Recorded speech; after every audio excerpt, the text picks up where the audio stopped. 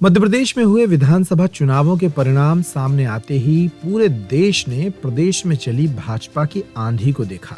लेकिन इस आंधी के बावजूद कांग्रेस के कई कद्दावर नेता अपनी जगह से हिले भी नहीं। इन्हीं में से एक है भोपाल की उत्तर सीट, जहां से एक बार फिर कांग्रेस ने जीत दर्ज की है। इस सीट से कांग्रेस के दिग्गज नेता आरिफ अकील के बेटे ने इस बार जीत दर्ज की है। सीट पर 25 साल से बीजेपी का सूखा पड़ा हुआ है। पिछली बार बाबरी विध्वंस के प्रभाव के समय 1993 में बीजेपी यहां जीत हासिल कर पाई थी। आइए जानते हैं आखिर कैसे इस सीट पर बना हुआ है आरिफ अकील का वर्चस्व। दरअसल 6 बार के विधायक आरिफ अकील के बेटे आतिफ अकील को भोपाल उत्तर सीट से जीत मिल चुकी है। इस सीट पर बीजेपी की ओर से पूर्व महापौर आलोक शर्मा चुनाव लड़ रहे थे। दिलचस्प बात यह है कि इसी सीट पर आरिफ अकील के भाई आमिर अकील भी निर्दलीय ताल ठोक रहे थे। इस वजह से यहां मामला कांटे का बन गया था। यह सीट भोपाल की एकमात्र ऐसी सीट है जहां बीजेपी 25 साल से जीत के लिए तरस रही है। शुरुआत में बीजेपी की इस सीट पर बढ़त मानी जा रही थी। इसकी वजह है कि इस सीट पर आरिफ अकील के उत्तराधिकारी के तौर पर उनके खिलाफ खड़े हो गए थे, जिससे मुस्लिम वोटों के बंटने का अंदाजा लगाया जा रहा था।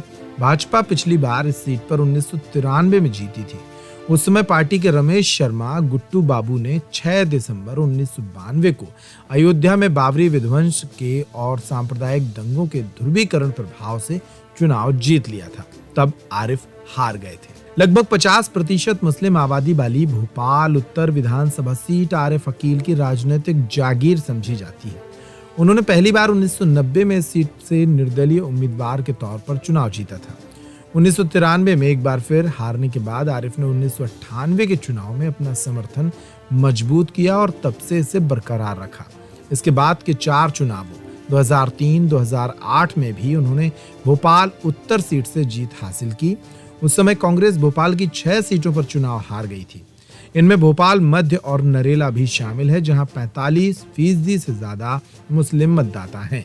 बीजेपी भी अक्सर भोपाल उत्तर सीट पर मुस्लिम उम्मीदवार को उतारती थी। 2013 के विधानसभा चुनाव में बीजेपी ने पूर्व केंद्रीय मंत्री आरिफ बेग को भोपाल से मैदान में उतारा था।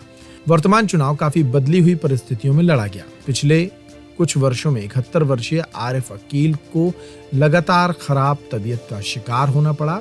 इसके बाद उनके बेटे और भाई के बीच 6 बार का विधायक किसे अपनी सीट देगा, इसको लेकर संघर्ष छिड़ गया। बहरहाल इस मामले में आरिफ समर्थकों का मानना है कि कांग्रेस के दिग्गज नेता जो इस साल की शुरुआत में कोरोनरी बाईपास से गुजरे और बाद में ब्रेन हेमरेज के बाद दिल्ली के एक अस्पताल में कई सप्ताह तक रहे, उन्होंने अपने बेटे आतिफ को अपने राजनीतिक उत्तराधिकारी के रूप में आगे बढ़ाकर गलती की। यह बात कांग्रेस के अंदर और आरिफ के निर्वाचन क्षेत्र में आम थी। आतिफ और आमिर के बीच अच्छी नहीं पटती है।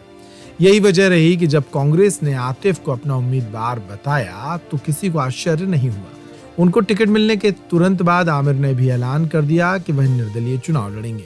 उन्होंने कहा कि आरिफ की राजनीतिक विरासत के सच्चे उत्तराधिकारी वही है।